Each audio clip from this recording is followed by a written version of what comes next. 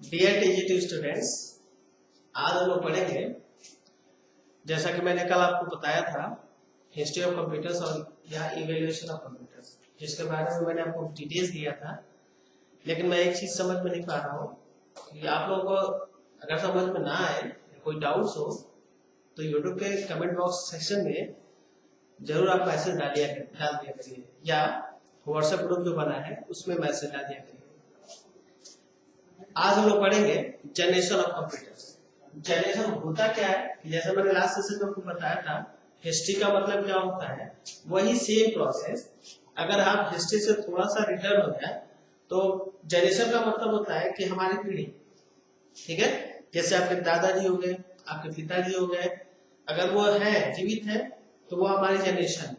तो अगर आपके घर में देखें, दादाजी है, पिताजी है, आप है, तो 3 जनरेशन आपका चल रहा है, ठीक। और अगर कहीं आपके भाई के कोई बच्चा है तो चौथा जनरेशन आ गया। क्लियर है? तो ये जनरेशन होता है। तो हमारा कंप्यूटर का बेसिकली जो जनरेशन होता है वो 1940 से माना जाता है, 1940 से। लेकिन आप अलग अलग बुकों में देखेंगे तो हर एक बुक में जनरेशन का जो टाइमिंग है, मतलब जो डेट सन लिखा हुआ है, वो अलग अलग मिलेगा। इसलिए आप उस डेट पे ज्यादा परिचित ना रहिए, हम तो सीधे बता रहे हैं। जनरेशन ऑफ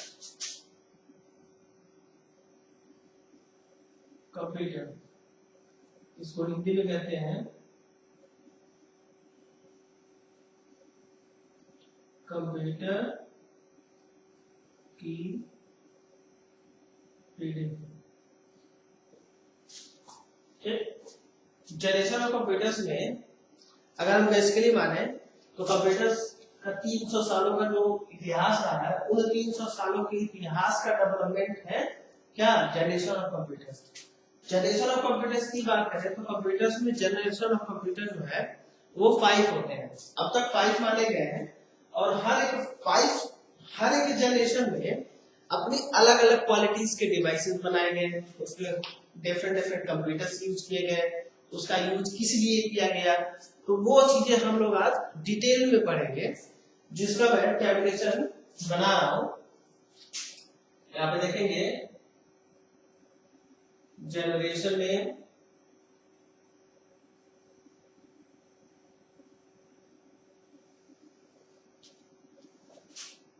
डिवाइस में, मतलब हर एक जनरेशन में क्या बनी थी।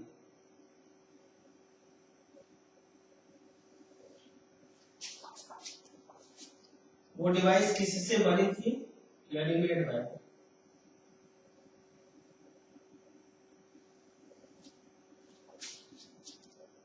एग्जाम्पल क्या थे,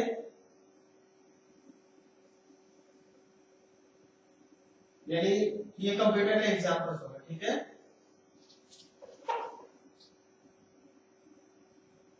इसके बाद यूज कहाँ किया गया, किस लिए यूज था, और लास्ट में प्रोग्रामिंग लैंग्वेज।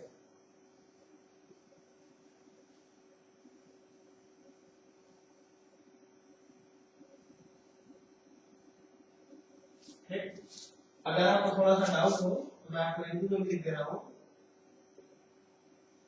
कि नाम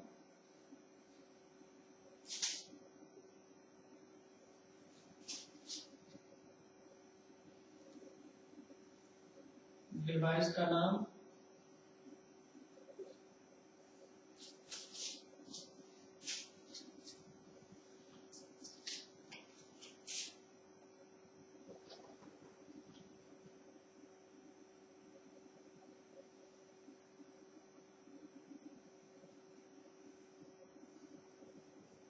बनाया गया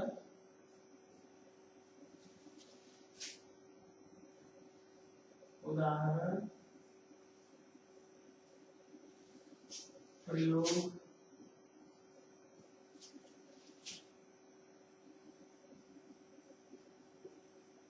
प्रोग्रामिंग भाषा।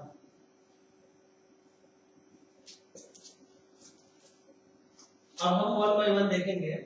तो अगर पहले की बात करें,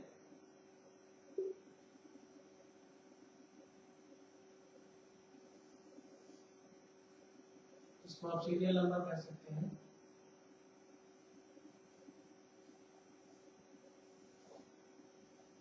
पहले में आया था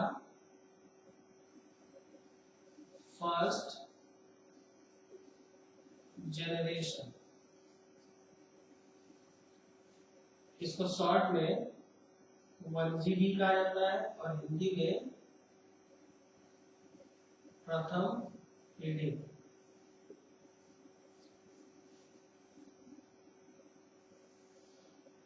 सेकेंड में सेकेंड जनरेशन,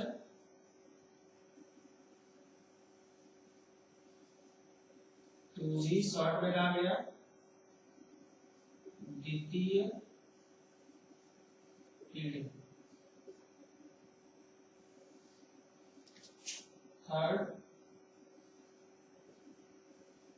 जनरेशन, इसको 3G कहा गया,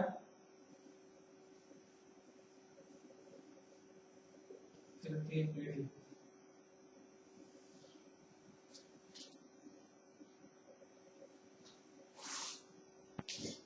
फोर्थ में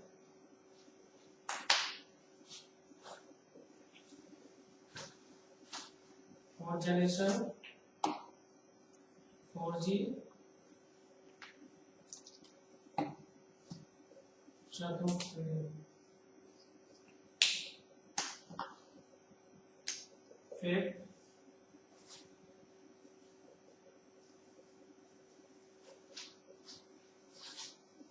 फिफ्थ जनरेशन, 5G,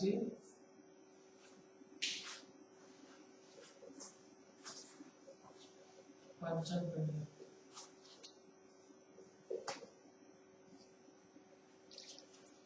पंचम पीढ़ी के कंप्यूटर्स यूज किए गए थे। अब आप चीजें ध्यान रखेंगे, यहाँ पे मैंने सब लिख दिया। अब मैं जो है सभी डिवाइसेस के अलग अलग पार्ट्स में क्या बने थे, यानी जनरेशन ऑफ कंप्यूटर का सीधी सी बात है कि अगर आपने केवल अगर ये चीजें आपने पढ़ लिया, स्टैब्लिशमेंट को पूरा पढ़ लिया, तो आपके एग्जामिनेशन में इससे एक क्वेश्चन 100% पूछे जाते हैं, लेकिन कभी कभी इससे 2 क्वेश्चन हो जाते हैं, क्योंकि ये पूछ देता है तो ये जनरेशन, लेकिन ये प्रोग्रामिंग भाषा है, प्रोग्रामिंग लैंग्वेज है, तो ये कभी कभी प्रोग्रामिंग लैंग्वेजेस से क्वेश्चंस आते हैं। तो उस केस में जनरेशन ऑफ कंप्यूटर से वो 2 क्वेश्चंस आपके अराइज कर जाते हैं। लेकिन यहाँ पर हम आपको 2 क्वेश्चन, एक क्वेश्चन 100%, लेकिन 2 क्वेश्चन की अगर बात करें तो 2 क्वेश्चन कैसे आएंगे, तो आपको मैं नंबर लिख देता हूँ, 1 और 2 मार्क्स। यानी आपको इतने नंबर्स के लिए मैं आज स्टडी करा रहा हूँ। अगर आप सही से समझ गए, टैबलेशन समझ गए, तो आपको 1 नंबर कोई नहीं रोक पाएगा। तो फिलहाल इसको देखते हैं आगे।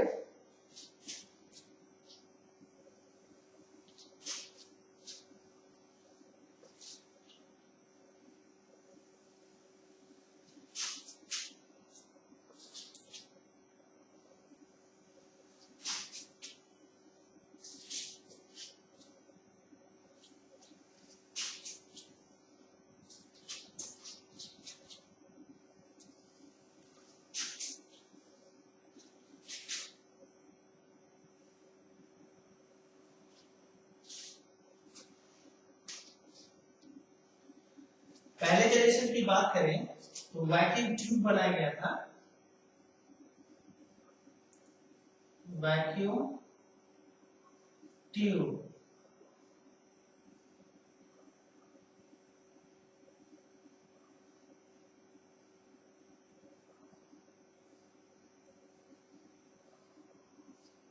दूसरे जनरेशन की बात करें तो transistor,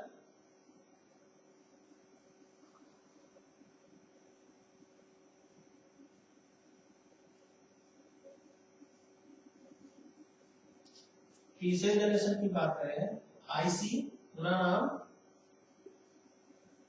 integrated circuit.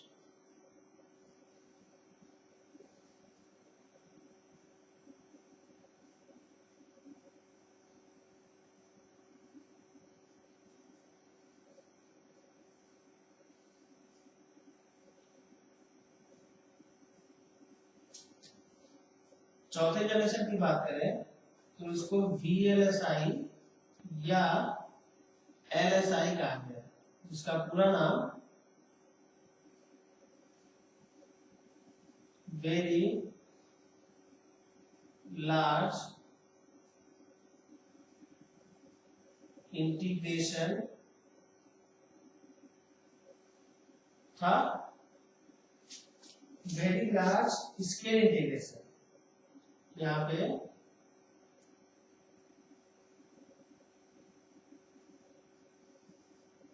Scale integration,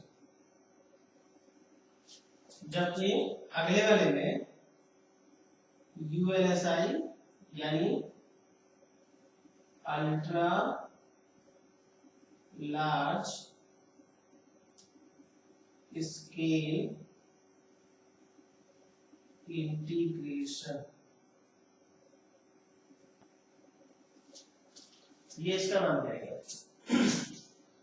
यानी पहला तो यही अगर तैयार है, आपके क्वेश्चंस पूछे जाएंगे। अब देखते हैं वैक्यूम ट्यूब कैसे बना था। वैक्यूम ट्यूब जो था क्रोमियम से बना था,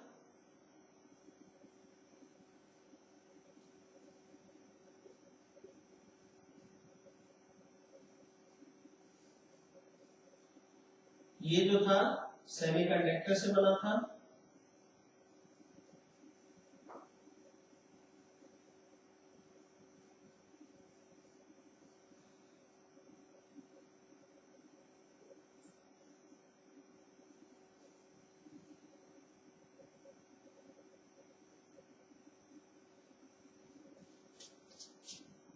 जबकि ये जो था सिलिकॉन से बना था।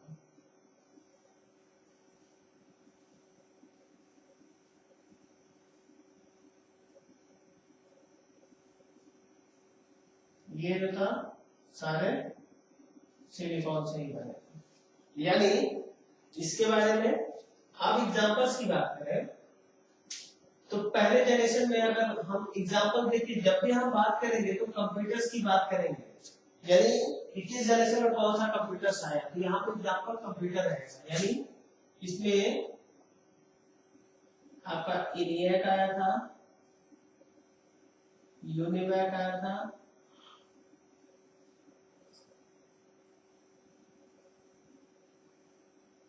EDVAC आया था। ये तीन कंप्यूटर पहले जनरेशन के कंप्यूटर्स में डेवलप किए गए। दूसरे जनरेशन की बात करें, मार्क फर्स्ट,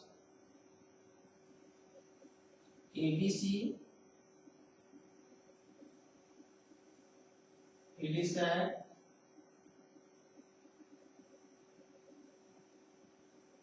इसके बाद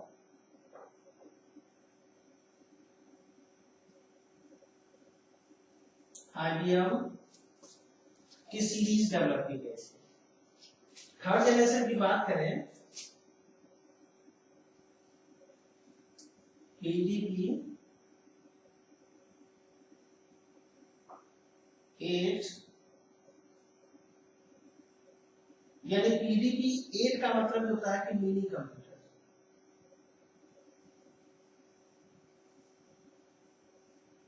इसके अलावा माइक्रो कंप्यूटर जो हम लोग यूज करते हैं, यही चीज इसी जनरेशन में सीरीज में आया, जिसका लैपटॉप डेस्कटॉप और कंप्यूटर का नाम दिया गया था। PDP 8 जो है पहला मिनी कंप्यूटर से, ठीक है, ये चीज हमेशा ध्यान रखेंगे। फोर्थ जनरेशन की बात करें तो फोर्थ जनरेशन में मेन फ्रेम कंप्यूटर लाया गया, plus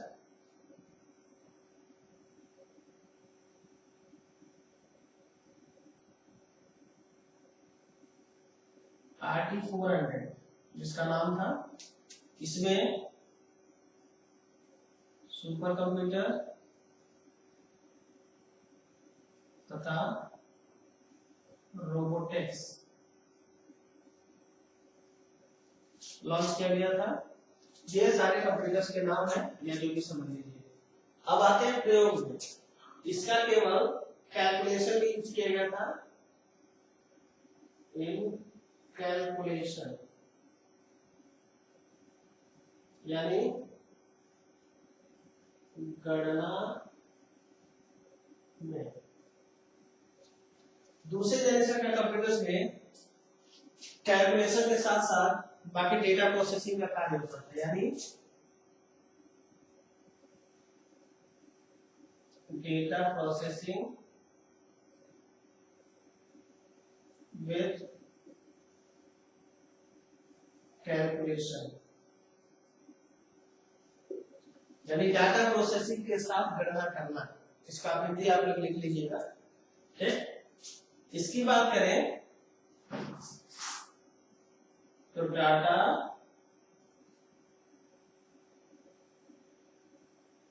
storage with all function work, यानी डेटा स्टोरेज सब में था। उसमें डेटा स्टोरेज, प्रोसेसिंग, कैलकुलेशन सभी कार्य हो सकते थे। यानी कंप्यूटर पे हर एक काम, जैसे मैं आपको बता दूं तो थर्ड जनरेशन के कंप्यूटर्स यानी सेकंड जनरेशन के कंप्यूटर में ऑडियो वीडियो नहीं चलाए जाते थे। तो ऑडियो वीडियो यहाँ से माना गया है, ठीक है ना, तो यहाँ से माना गया है और यही सब बाकी सब में डाला है। ठीक है, अब बात करते हैं प्रोग्रामिंग की। कौन सी भाषा कब आई थी? तो इसमें असेंबली भाषा का यूज किया गया था।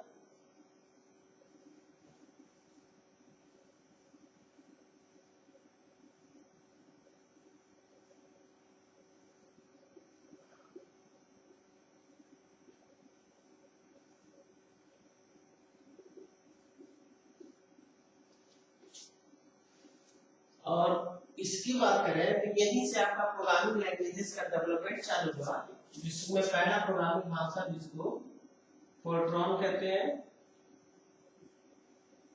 इसके अलावा कोबोल था, लोगो था,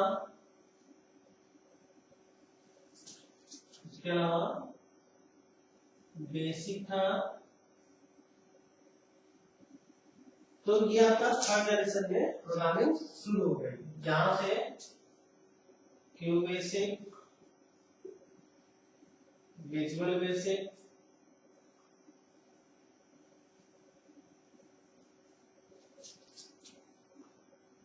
HTML, C लैंग्वेज, C++, इत्यादि, ये सभी लैंग्वेजेस फोर्थ जनरेशन के कंप्यूटर्स, थर्ड जनरेशन के कंप्यूटर्स में डेवलप किए गए थे। फिफ्थ जनरेशन में आते हैं तो सबसे फेमस लैंग्वेज है एसक्यूएल, डेटाबेस की प्रोग्रामिंग के लिए किया जाता है। इसके अलावा XML, PHP, जावा, VB.NET,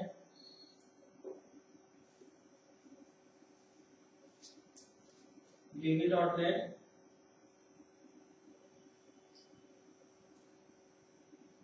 इत्यादि। और इसकी अगर बात करें तो इसकी जो भी प्रोग्रामिंग थी वो था आर्टिफिशियल इंटेलिजेंस, जिसको हम कहते हैं प्रोलॉग।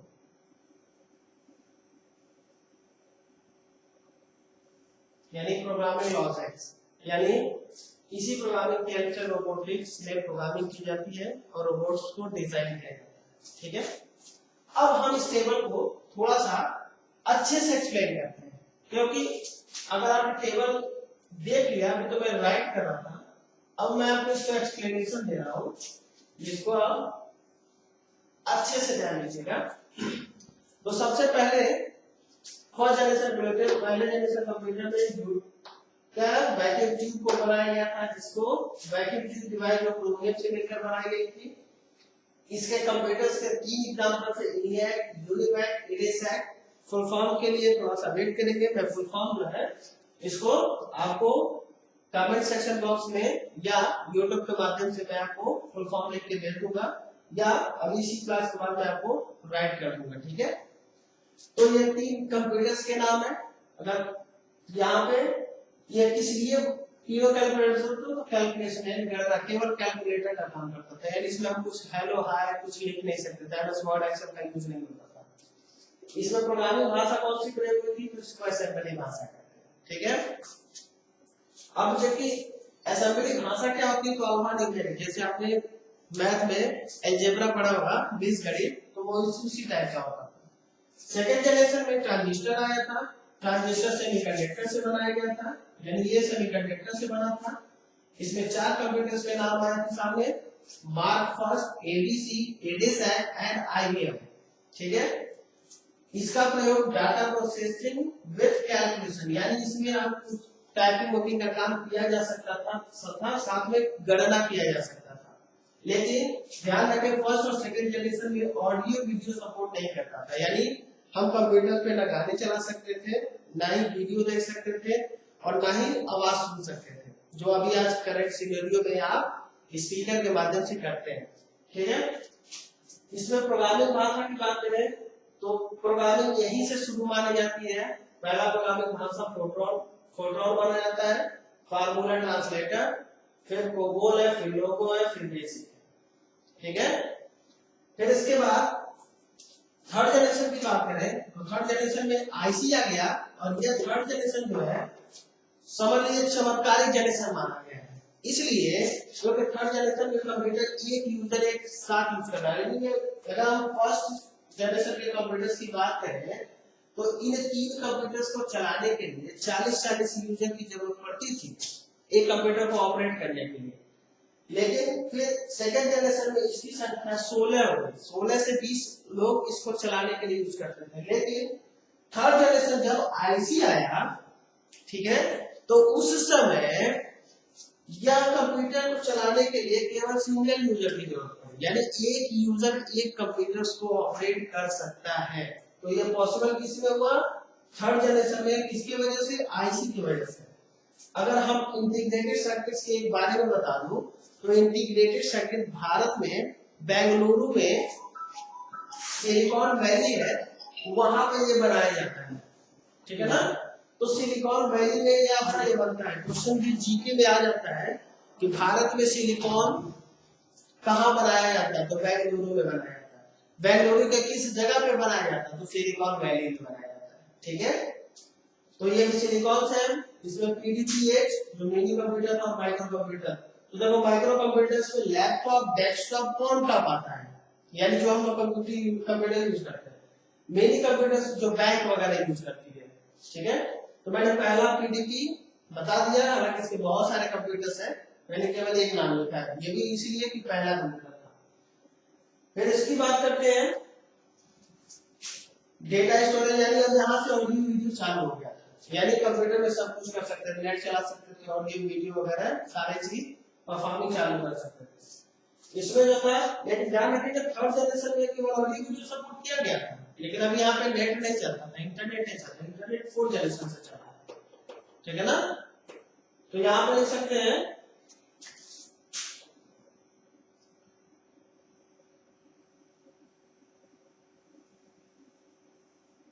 डाटा स्टोरेज with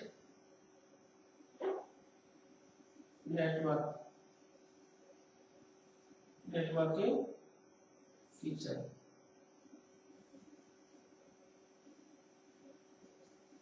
ठीक है। इसमें आपके एसक्यूएल आया था, ये सबसे बढ़िया चीज है। फोर्थ जनरेशन में किस लैंग्वेज का डेवलप किया गया था, एसक्यूएल, या कभी-कभी इससे क्वेश्चन बहुत सारे पूछते, तो मैं भी क्वेश्चन कैसे पूछा है पता है, XML, PHP, Java, VB.NET, etc. First generation जो माना जाता है कि ये प्रेजेंट टू फ्यूचर माना जाता है, यानी आज से फ्यूचर में जो भी घटनाएं होंगी, जो भी डेवलपमेंट होगी, इसी जनरेशन के आधार पर की जाएंगी। ठीक है, तो ये प्रेजेंट और फ्यूचर की बात है। तो इस जनरेशन में अल्ट्रा लार्ज स्केल इंटीग्रेशन आया है, ये भी सिलिकॉन से बना है। इसमें सुपर कंप्यूटर और रोबोटिक्स इसके एग्जांपल्स हैं। आप मार्केट में या कोई भी का रोबोट के बारे में नाम सुना होगा, तो बहुत सारी चीजें हैं। तो रोबोटिक्स है, इसका डेटा मैनेजमेंट। इसलिए जो प्रोग्रामिंग लैंग्वेज था प्रोलोग था। प्रोलोग का मतलब है कि रोबोट में जो प्रोग्रामिंग की जाती है उसी प्रोग्राम को प्रोलोग कहते हैं, उस सॉफ्टवेयर को प्रोलोग कहा जाता है, इसी की हेल्प से बनाई जाती है। ठीक है ना। तो ये आपके सामने एक डेफिनेशन मैंने दे दिया है। अब इससे कुछ क्वेश्चन पूछे जाते हैं। अब क्वेश्चन सुनिए। पहला क्वेश्चन जो बनता है वो जनरेशन से पूछता है कि किस जनरेशन में कौन सी डिवाइस बनी। तो अगर पूछेगा कि प्रथम पीढ़ी में प्रयोग होने वाला कौन सा डिवाइस है, वैक्यूम ट्यूब, या प्रथम पीढ़ी में प्रयोग किया जाने वाला device vacuum tube, second generation में ट्रांजिस्टर, थर्ड जनरेशन में आईसी, फोर्थ जनरेशन में वीएलएसआई, फिफ्थ जनरेशन में यूएलएसआई। क्लियर है। लेकिन एक चीज ध्यान रखिएगा, वैक्यूम ट्यूब, ट्रांजिस्टर कभी कभी आता है कि प्रथम पीढ़ी में प्रयोग होने वाले वैक्यूम ट्यूब किस धातु से मिलकर बने होते हैं। तो क्रोमियम। सेकंड जनरेशन में प्रयोग होने वाले ट्रांजिस्टर किस धातु से मिलकर बने होते हैं, तो सेमीकंडक्टर। थर्ड जनरेशन में प्रयोग होने वाले आईसी किस धातु से मिलकर बने होते हैं, तो सिलिकॉन। इस तरह से फोर्थ जनरेशन वाला भी सिलिकॉन, फिफ्थ जनरेशन वाला भी सिलिकॉन। ठीक है। फिफ्थ जनरेशन से एक नया क्वेश्चन बनता है, केवल फिफ्थ जनरेशन से, कि किस कंप्यूटर के किस जनरेशन में, ठीक है, रोबोटिक्स या प्रोग्रामिंग लॉजिक का यूज किया गया था। तो वो होता है फिफ्थ जनरेशन। ठीक है। या रोबोटिक्स का किस जनरेशन में प्रयोग किया गया था, फिफ्थ जनरेशन। ये चीजें विशेष ध्यान देंगे। ठीक है। इसके बाद बात करते हैं कंप्यूटर्स पूछे जाते हैं कि प्रथम पीढ़ी के कंप्यूटर का उदाहरण निम्न में से कौन सा है। तो मैंने आपको सारे एग्जांपल्स लिख दिए हैं। इसी तरह से प्रथम पीढ़ी का उदाहरण ये हो गया, सेकंड जनरेशन का ये हो गया, थर्ड जनरेशन का ये हो गया, फोर्थ जनरेशन का ये हो गया, फिफ्थ जनरेशन का ये हो गया। अगर सुपर कंप्यूटर है तो इसका मतलब परमाणु क्रिएट हो सकता है। तो इससे कंफ्यूज है जो बाद में उसके टाइप बताएंगे टाइप्स ऑफ कंप्यूटर, तो आपको ज्यादा जानेंगे कि main computer, mini computer, micro और सुपर होते क्या है, उसके नाम क्या क्या, दो टाइप्स ऑफ कंप्यूटर में पढ़ाएंगे। ठीक। तो यहाँ पे चीज हो गया। अब जो है पहले जनरेशन में प्रयोग होने वाला यूनिट किस लिए प्रयोग किया जाता था, तो गणना करने में किया जाता था, यानी केवल एक कैलकुलेटर है। इसका पूरा नाम यही होता है, electronic numerical integration and calculator. ठीक है। ये होता है। फिर इसी के साथ इसमें डाटा प्रोसेसिंग के लिए, तो ये सारी चीजें।